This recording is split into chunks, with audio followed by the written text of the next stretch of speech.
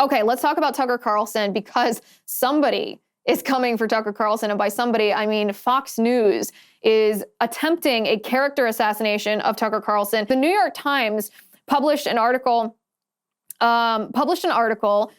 showing a text of Tucker Carlson's. Now, you might be wondering, how on earth do media organizations like the New York Times get access to the private text messages of Tucker Carlson?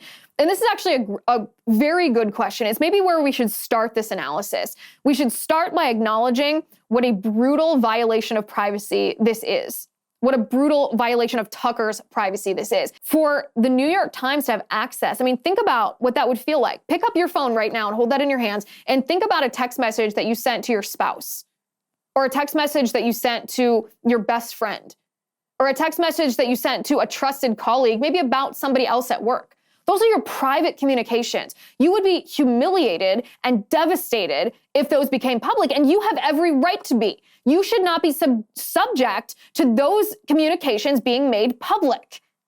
Now, the reason that this text message was made public is because in the course of the Dominion lawsuit against Fox News, Tucker Carlson's personal text messages to other Fox employees were subpoenaed in court. Now, you can argue that there's justification for that in the course of an actual lawsuit. Courts have power to subpoena private records. Okay, that's fine. But even in court, this particular text message was redacted. This particular text message was blacked out in the court documents. The judge had not made a decision about whether the jury would be allowed to view this text message or not.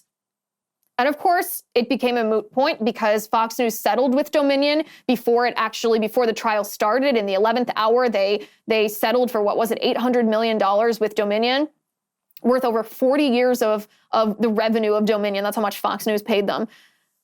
This text message should have been protected almost at all costs, because it's the private communication of an individual who has a right for it to be the private communication. But let's talk about who could have possibly had access to this then. The lawyers at Fox News. That's who had access to this. The lawyers at Fox News. So the release of this text message to the New York Times, this was not something they dug up in a private court proceeding. This was not something they overheard. This was not something that was pseudo-public, that Fox was trying to keep under wraps. The only people who had access to this was Fox News, and law firms that were working for Fox News, which means that Fox News sanctioned the release of this text message to the New York Times for the same reason that they sanctioned the release of the videos of Tucker Carlson, the behind-the-scenes hot set videos, to Media Matters. They did this on purpose, knowing that it was a betrayal of Tucker's privacy, because they're trying to destroy his reputation.